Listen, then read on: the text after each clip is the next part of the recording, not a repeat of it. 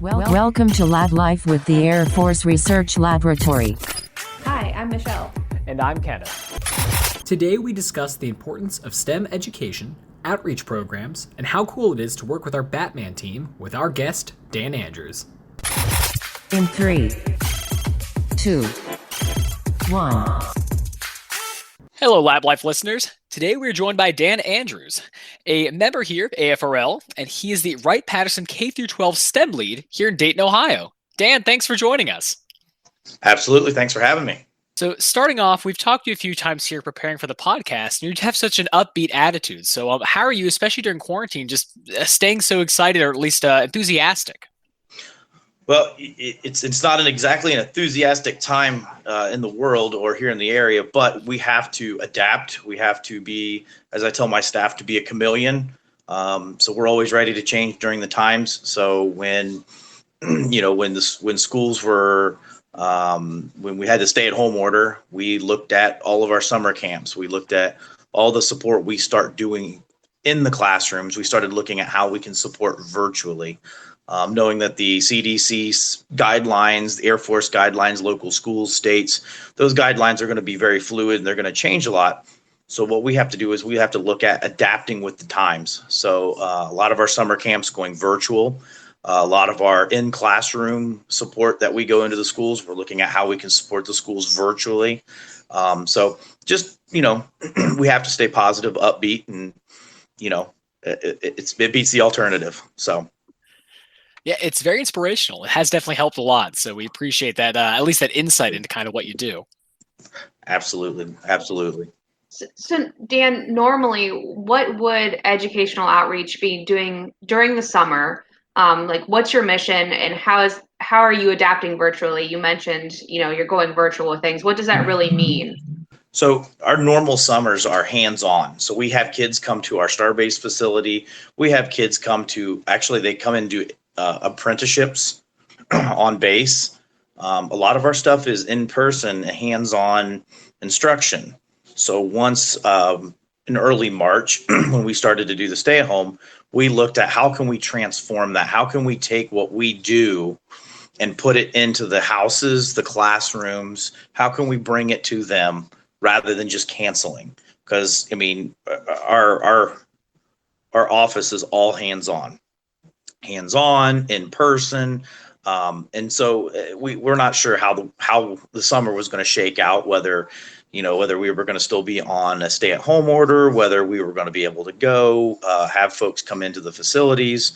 And so we looked at it as as a way of continuing the support we do, whether if it's at home or in the classroom. So right now, this summer, we have looking at the legacy program and the Starbase program right now, and actually that starts in the next 2 weeks.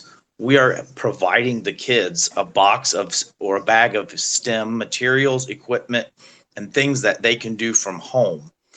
So what we will be doing is we will be doing our instruction from Building 196 in Area B at Wright Pat. At Wright Pat during certain times during the day.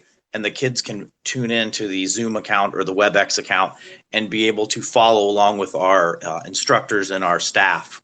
And we're providing them the materials. So, mom and dad, grandma and grandpa, or whoever, they don't have to go out and purchase the materials. They'll have it there on hand to be able to walk through with our instructors and with our educators.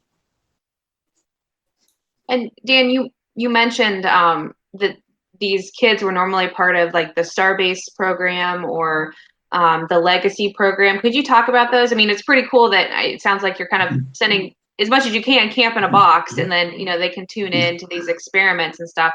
But what's Starbase? What's legacy? So the legacy is a program that we have kids start at the age of 11 and go all the way through college, or hopefully getting at the end a government career. So the first phase of legacy is called the Craftsman Camp. That's from ages 11 through 15. They come once a week to our facility here off base to go through a camp, a STEM camp, an enhanced STEM camp, if you will. And it builds upon every year, 11-year-olds, 12-year-olds, 13, and so on. And then at the 15-year-old camp, we look at those kids and we we look at their drive, we look at their teamwork, we look at their efforts, we look at everything about them, and hopefully we can move them on to the junior apprentices. But going back to the craftsman camp, with those kids coming into the facility for a hands-on STEM camp for about 5 or 6 hours, we can't do that. And we're at locations at Hill Air Force Base, the Air Force Academy, Eglin Air Force Base, and here at Wright Patterson. And rather than just shut up shop and, skip the summer and call it a day, we want to show these kids that the Air Force is committed to them, and the Air Force is wanting to keep these kids engaged no matter what. And so we decided back in March that, if we were going to be not doing things in person on the side of safety, that we would like to give these kids an experience and opportunity to stay in the pipeline. And so we were able to execute that. We sent out, I believe, about 50 boxes about 2 weeks ago to all of our leads. And that way parents can come pick the items up for the camps itself. And so we'll be executing those. So each of the sites that I mentioned are going to do a virtual presence where the students will sign into the Zoom account and they can ask questions, they can interactive. We're hoping to be able to give the kids a great experience and just show them that the Air Force is still committed to keeping them engaged. Once the craftsman camp's done, then we have the junior apprentices, which are the high school age group. You have to be 16 years old to work on base. So once these kids graduate, so to speak, from the 15-year-old craftsman camp to the junior apprentices, they come on and work up to 320 hours, whether it be in the labs, Air Force research, whether it's AFRL, LCMC, any of the different organizations here on base, they get up to 320 hours. Along with that hands-on work, they get professional development courses, what not to post on social media, how to write a resume, how to apply for college. If they need any tutoring, we have that available. So we're trying to give all these resources and professional soft skills that students either are lacking or need to go into the workforce. So each summer, they'll get to work those hours, be able to network, be able to prove to the mentor and to us that they want to continue to work for the government and for the Air Force. And then once those kids graduate high school, we move them into the apprentice phase, which is the college phase. So once they go into college, we need to show them, hey, here are the things that you need to know, how to do an interview, how to do a briefing, some of those advanced skills. But along the way, we want to get them introduced to the SMART program, the PSIP, the Premier College Internship Program, any type pathways program, any type of government student programs that they can apply for, they can get interested in, and they can continue on their pipeline to an Air Force career. And the Starbase program, the Starbase program is a Department of Defense program that is run out of OSD, our Reserve Affairs, and those are academies across the United States, including Puerto Rico. And so during the school year, kids come to us, to our facility over at the Child Development Center, and they do 25 contact hours of STEM.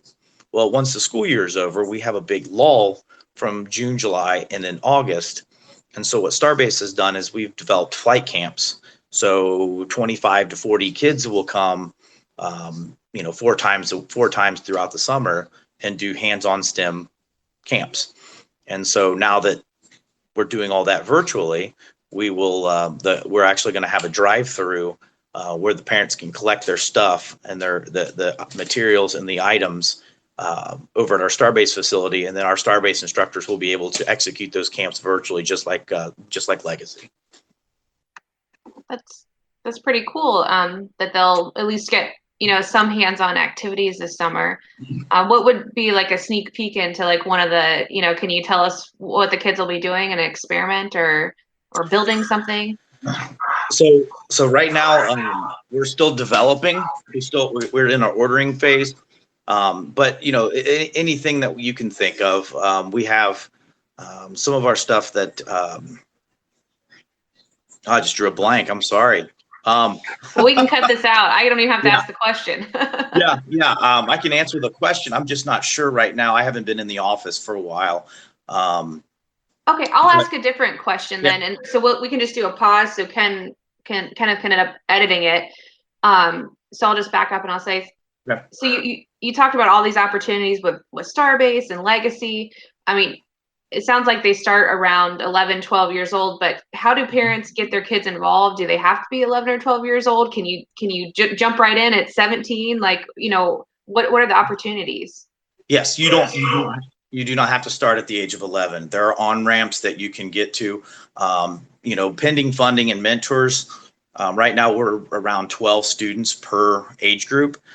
It's small, but the pipeline, we have to start somewhere. And we're a very relatively new program. So we've only been doing this 3 full years. This will be our 4th year going into the program.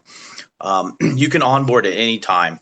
If we have open slots, whether it be 11-year-old, 13-year-old, junior apprentice, if we have the slot open, you can enter no matter what. A lot of our opportunities are on that we make announcements on is for Facebook. Follow us on Facebook. Follow us on Wright Pat, or we have our .com, www.wpafbstem.com. We put our stuff out there. Those are we can at the bottom right hand corner, click on that. People from all over the country can join our mailing list and see our announcements that whether our camps or if they're local camps in the area that are free, that students or teachers would want to be a part of.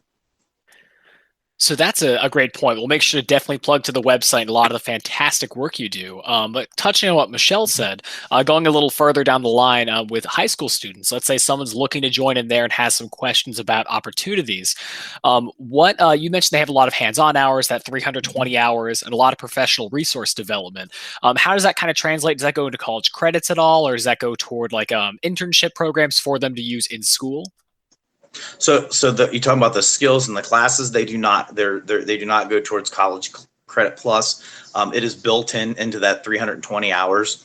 So mentors get them for between 30 and 35 hours, and then throughout the week we'll bring them up. We'll have folks that are on base, professionals that are on base, that do job interviews, that do write resumes. For example, Brian Stevens, he's in DP. He's in charge of the part where students go into the SMART program, PSIP program, things of that nature. If you like this, if this is something you want to do, here are the I won't say cheat codes, but here is the information that you want to do. You're going to need 30 credit hours. You're going to need 60 credit hours. You're going to need this in order to be eligible for these programs. So it's, in all honesty, it's just a free resource that these kids can use and take to move to the next level. Well, that's awesome. Yeah, that makes sense to really give people, or put it like straight from at least saying this is a great way to give you that leg up to say, hey, if you're looking to join, either work at the Air Force or, like you said, get that Pathways or PSIP program going, you have a resource to not only give you that information, but work with the teams there that are present. So with that, then we kind of talked about the full journey. Do you have any success stories or people you'd like to say that had a really cool experience going through this program, maybe even into PSIP or Pathways? Yes, we've had several in the 3 years we've been around. We have 2 SMART students that will be starting this summer or fall. We have 1 PSIP student. We have 3 Pathways students. We also have an AFRL scholar working down at Eglin Air Force Base.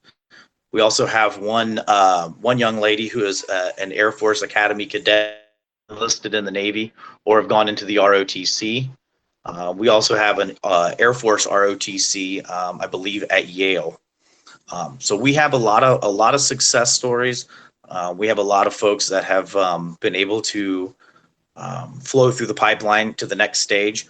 I mean, again, we're just my overall goal in this is to have a STEM literate society. Whether you come work for us at AFRL, Air Force, Wright, Pat, Navy, Army, DoD, or you're just you get into the STEM career fields and a betterment for the nation and the national security. So, we've had a lot of good success stories just in the small amount of time we've had here. And with those older students, the ones who are going into high school and with college, is there a way they can also give back outside of just saying like, "Hey, I'm working with these teams"? Are they able to teach younger students or come back to the program? Absolutely. We encourage that. We also, a lot of our students, junior apprentices, go back and help with the craftsman camp, as well as the apprentice, the college kids. So it's kind of a circle of mentorship. So we try to have the older kids that have gone through it, or the older kids that even haven't, give back to the craftsman students. We actually have a junior apprentice, I believe, or no, apprentice, excuse me, an apprentice down at Eglin who's going to teach a class for the craftsman camp. So one of the lessons this year, or this coming summer, will be taught by a apprentice down at Eglin. So it's a very exciting. We try to. I'm an Eagle Scout in the Boy Scouts, so we've always done the whole mentorship give back. So that's one of the feathers we like to put in our hats at Legacy, is to the give back. And do you have like regular Air Force, whether it's Air Force Research Laboratory or Life Cycle Management employees or the Intelligence Center employees, are they active mentors within this program too? Absolutely. Any of it, we have, I believe, between 50 and 70. I'm trying to, the number fluctuates, but yes, the everyday Air Force Research Laboratory, Life Cycle Management, Air Force Institute of Technology, 88th Air Base Wing, the Med Center, Civil Engineering. Yes, those folks are mentors to our students. They also come and speak at our craftsman camp, so we can get those folks familiar with folks on base and what their jobs are. So yes, we definitely have a lot of support mentor-wise from the labs and for the life cycle management.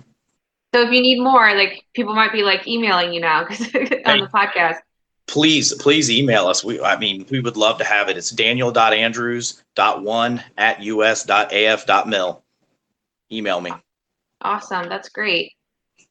And then, so you've explained just a few of the programs that your office does, but I think there's more. Like I remember was talking about like first Lego and the robotics league. I mean, that's pretty cool. I'd love to hear about that, and just a little bit about your overall, mission. Why is the Air Force investing in STEM education? Yes, we have 18 programs in the Education Outreach Office. We support FIRST programs for Ohio. We start at the 6 to 9-year-olds in the First Lego League Junior. Then we go to 14-year-olds with First Lego League. We just have acquired the affiliate partnership with the First Tech Challenge, which are 7th grade through 12th grade. And so we definitely have a strong foothold with First in the state of Ohio. We manage the entire program. We look to get tournaments going for us. We support them with trailers. We have 7 to 8 trailers that we deploy out in October. They don't come back to February. That supports the entire state.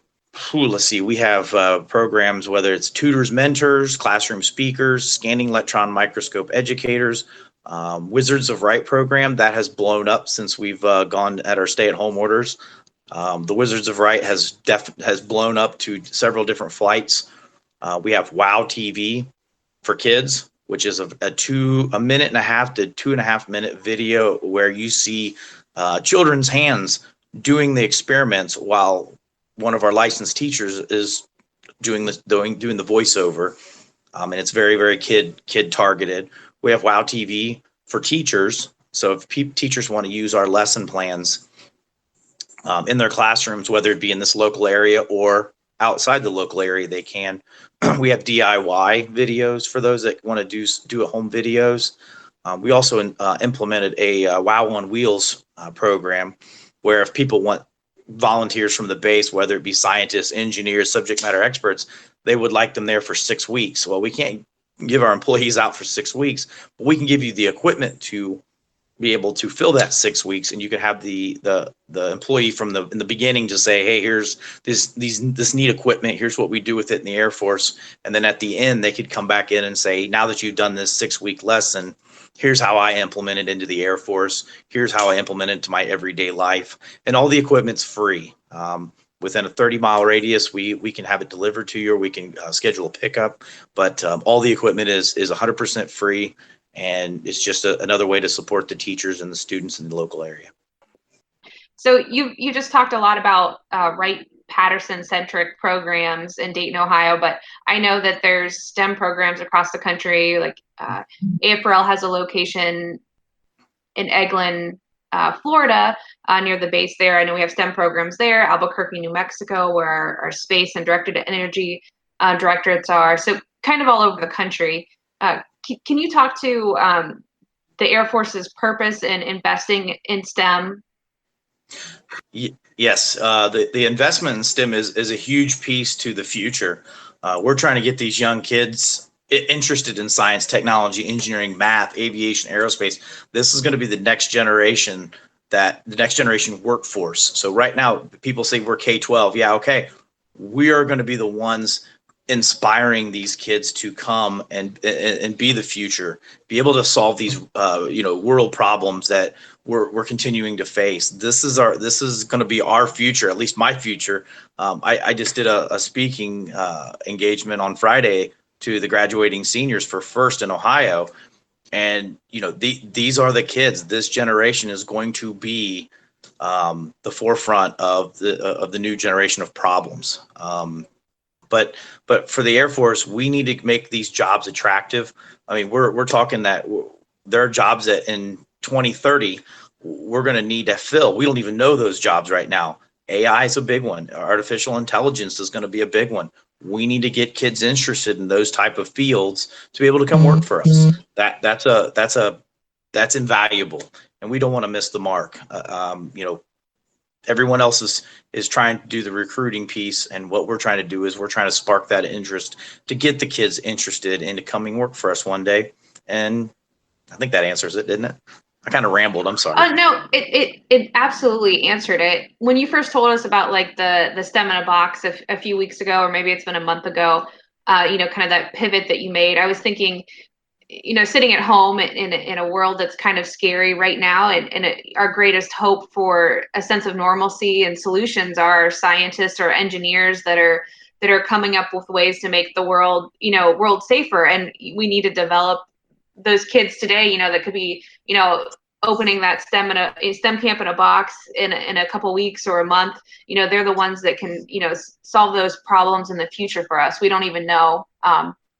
Ken and I have had some, great talks with, people at AFRL that are doing things, whether it's, about, tracking the pandemic, or, coming up with, isolation systems. AFRL and the Air Force has a lot of work in solving the world's problems right now that we see on our TV, let alone the problems we don't see that are on our TV. So it's just really cool that we need to help inspire that next generation to help our world. To your point, Brian Stevens informed me that we had a young lady that joined the legacy program in the apprenticeship. She's been working with USAF SAM on this COVID crisis. I mean, that's the type of leverage that we want to be able to show folks that, hey, you're going to come in and manage these type of things. You're going to work on these type of programs. I mean, I've had friends in the private sector tell me that, yeah, I don't have the freedoms you do. Well, what do you mean you don't have the freedoms you that I do? And they said, well, I've been here for 7, 8, 10 years, and I'm only doing 10% of what you're doing. I mean, I'm managing people, I'm managing budgets. I have the best job in DoD, hands down. And I'll argue with anybody about that. I get to work with like-minded people, educators, professionals, program managers, to help get students excited about STEM, get excited about coming and working for the Air Force, Air Force Research Labs, Air Force, whatever. There's something rewarding for that. And Wright Patterson Air Force Base has one of the largest K-12 DoD STEM shops, hands down. And we just continue to rumble. Like you said, we pivoted, back in March. We made a huge pivot and a huge gamble on, trying to get camps into kids' houses, them and parents. One of the best things is to do that is we're going to film the experiments and we'll post them up on our YouTube channel. So that way, if parents aren't able to have their kids at that time, well, here's the website you can go visit. You can do that at 7:00 at night, 8:00 at night, Saturday morning, Sunday morning, or if kids aren't even in the camp and they parents are looking for experiments and wanting to get these kids excited, they can log on and execute as well. And I'm glad you touched on that. With the students going through K through 12, we talked about how engaging those students early on is like always the first part. Like, how can you get a hook to pull people in to be excited about, science, technology, engineering, and beyond? And once they see these tactile experiments, especially if you can send them or have a video to watch, it's easy enough.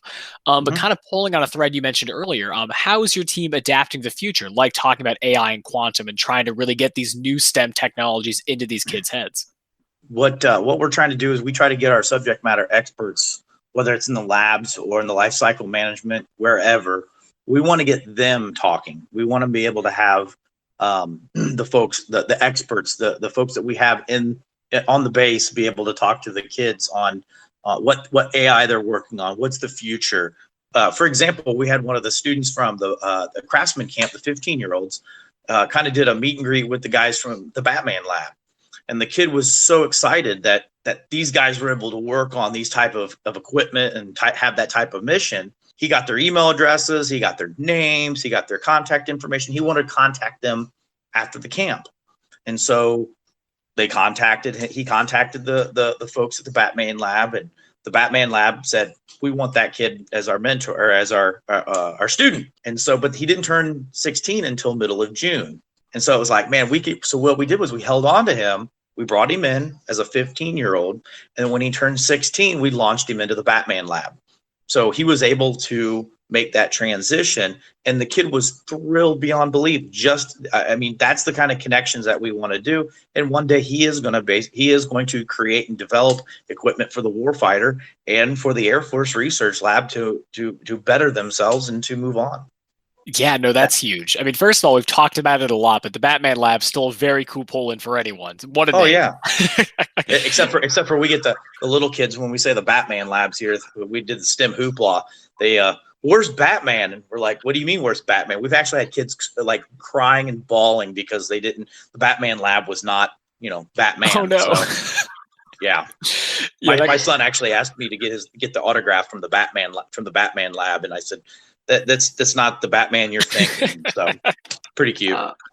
Oh no, I'm making kids cry. But for our listeners, Batman has a bunch of periods between the letters because it's an acronym, and Batman stands for Battlefield Air Targeting Man-Aided Knowledge. It's a program that eliminates a lot of the challenges when we think about all the pounds of gear and equipment that our operators carry out in the field, and what can we do to reduce that fatigue and workload. One of the things that's been in the news lately is the BatDoc technology, that is kind of like this wearable technology that helps you monitor patients in the field, or and they're translating that to testing for some of our like Wright Patterson Hospital with COVID patients. How do you monitor vitals in an intense environment? So just that's what Batman is for anybody that's listening. But you can check more out on our website, or maybe we'll get the BatDoc guys on our podcast sometime. Ask for their autographs. That still counts. Yes. Yep. And something else I wanted to ask, kind of along that vein then, you mentioned there's that really cool moment where students find what really clicks with them, whether it be with the BatDoc team. Let's say they may find something in materials they really enjoy, whatever they may, or quantum going forward. What is it really like seeing that like aha, or that click moment when you see these students going through STEM? Like, I have to imagine that feels great for the program. Oh, absolutely. That really reinvigorates me to do my job. Well, once you get through all the bureaucracy, the meetings, and all the whatchamadoodles, once you see that excitement, that student that just the light bulb goes out, the aha moment, or we were able to match that kid up with a job, with a pathway job, with a PSIP, with a smart. I mean, for instance, we had a student get a smart scholarship spot, and she immediately emailed me I think I probably had several emails and about 5 or 6 text messages. And I have to give a shout out to Ed Boujon and Brian Stevens. Those guys are amazing. They do great with the SMART and the PSIP program. But this young lady, she was thrilled. She's going to Rochester, up in New York, Rochester Institute of Technology. She did a lot of her studies at AFIT. And so when she was able to get her smart ticket, so to speak, she was just thrilled. And so after I got done reading the 3-4 emails and 12 text messages, I was able to respond to her, and she was just absolutely floored that she made it. And so we'll be expecting her this summer. But again, I've been in the office since 2008.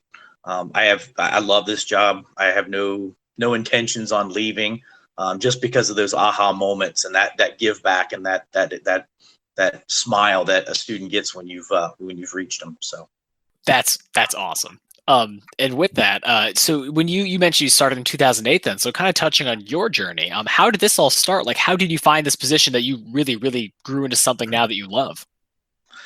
So it's interesting. Back in 2003, when I was a junior in college, I played soccer with a gentleman whose wife worked in the history office at ASC, the Aeronautical Systems Center at the time, which is now Life Cycle Management. And I took an internship in the history office, and I guess I did well enough that the public affairs folks upstairs at ASC picked me up and said, "We'll take you." And as a it was a student intern program and a step hire. It was a step hire. And so I did a step hire for a year or so, and then they moved me to the SCEP, which is another student program. And so I became a full-time public affairs specialist in 2008. A week later, was offered to go to the education outreach office. The lead there was starting to talk about retirement in a couple of years, and they wanted somebody to kind of learn the craft before she retires. And so March 1 of 2008, I came over, and I was the deputy of the education outreach office. In 2011, I became the lead for the office and been ever since. Currently, I'm the acting Air Force K-12 STEM lead until they fill a position. But Wright Pat's my home, and again, being able to manage a great group of 20 plus folks that has the same drive, the same excitement, the same, kid focused, kid friendly, teacher focused. It's been awesome. Hopefully I can finish my career here. That's really awesome. Ken and I think we have pretty cool jobs at AFRL too, but we won't argue, we won't debate, but that's fine. We'll give you this one. I'll take the win, but public affairs is also pretty doggone cool. That's my second favorite job in my career. Yeah. So yeah, pretty neat. Thanks for the win. Telling the story. So, Ken can interrupt me if I'm wrong, but I think we've kind of captured some of the stuff we want to talk to you about today. One of the final things that we usually ask our guests is, is there a piece of Air Force technology that, really inspires you? So I read that question, and it's kind of interesting. So in college, I went to Defiance College, and I was originally going for education. I wanted to be a teacher. Well, my journey changed, and I became a history major. And so I had to do a final project for my senior year, and it was just happened to, as a matter of fact, before my senior year, I was working for the history office. And so I helped write the Wright Patterson book, Home Field Advantage. So I have several inserts in that book. And so what I did was I started reading more about World War II aircraft.